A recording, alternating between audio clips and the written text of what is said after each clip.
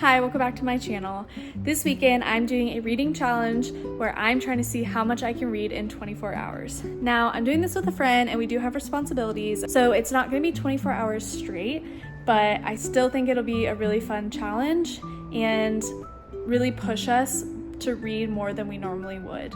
I brought like a wide array of books. Right now I'm gonna choose one to start with, and I think we're gonna go walk and read for a little bit. So I'll start my timer and we'll see how much we can get done reading in the next couple days.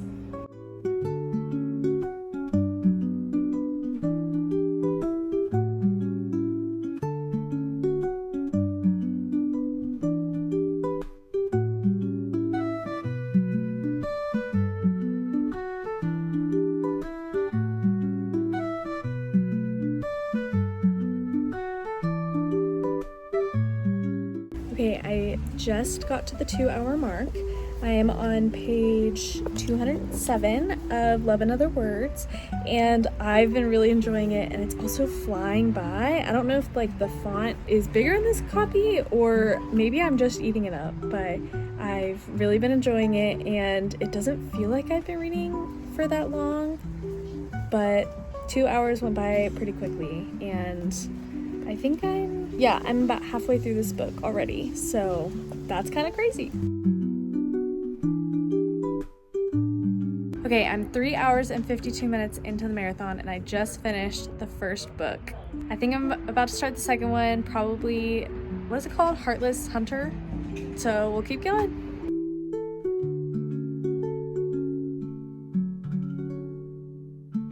Okay, I just passed the 6.5 hour mark on the challenge, and I am a little over halfway on Heartless Hunter.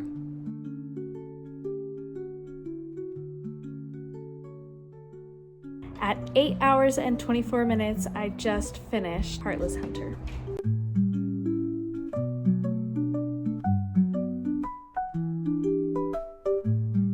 Okay, I'm at about 9 hours into the challenge, and I just wanted to give a general update to everything that's happened so far. First of all, it is a lot harder to read for 24 hours than I originally thought. I always want to make the most of my time, and so I don't want to turn down opportunities to hang out or see people or do fun things. So sometimes life just happens and we get busy, and that's totally fine. So I'm actually going to continue this challenge into this next week instead of being able to complete it all in one weekend, which is totally fine. So far, I started and finished Love and Other Words by Christina Lauren. I thought they did a really good job with it. I had a lot of fun reading it. It was very fast for me, very fast paced, a very light, enjoyable read. It's a second chance romance, childhood best friends to lovers, and I feel like we spent a lot more time in the past than we did in the present, which was a lot of fun to just see their origin and where they started from. I'll give my full review in my monthly recap, which you will have already seen by the time this video comes out, so I won't go into too many details, but I give it a 4 stars and thought it was a great one to check off first in this challenge and feeling accomplished early on. Next, I read Heartless Hunter by Kristen Ciccarelli. I'm not sure if I'm saying that right, but I enjoyed it even more. Gave it a 4.5 stars. It's a enemies to lovers fantasy with pretty high stakes, with low investment in the world building, so things aren't like overly complicated. It wasn't like taxing or mentally a lot of energy to get into, which is why I feel like I read it very quickly. I think the fact that I'm 9 hours in and have already started and finished 2 books said something about how fast-paced those books were. It wasn't a fantasy that I feel like I needed to put down and digest. Sometimes it's really hard to binge fantasies when they're very dense, but this one was just the right amount of lore and investment for this challenge. I actually do want to start the second book in this duology next, but I needed a little bit of a palate cleanser in there so I wasn't just in this same world for hours and hours and hours without a little break. So I started Get Out of Your Head by Jenny Allen. I've heard Jenny speak at conferences before and really like what she has to say. This book was actually given to me by someone to read and let them know my thoughts, so I thought this was a good time to start in it.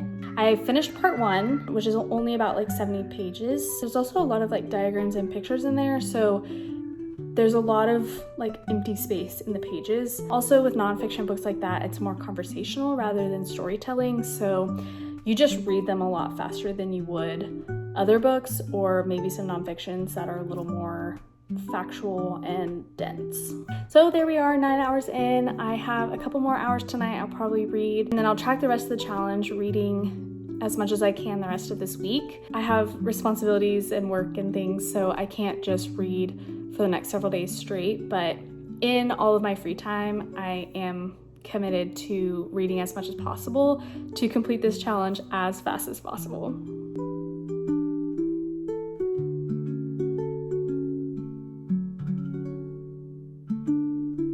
Okay, I'm just shy of 13 hours and I just finished Rebel Witch.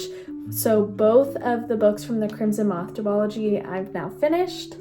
This one was good. It wasn't as good as the first one.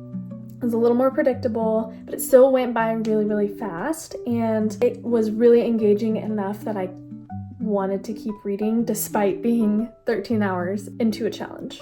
I want to go back and finish that nonfiction Jenny Allen book that I started in between these two.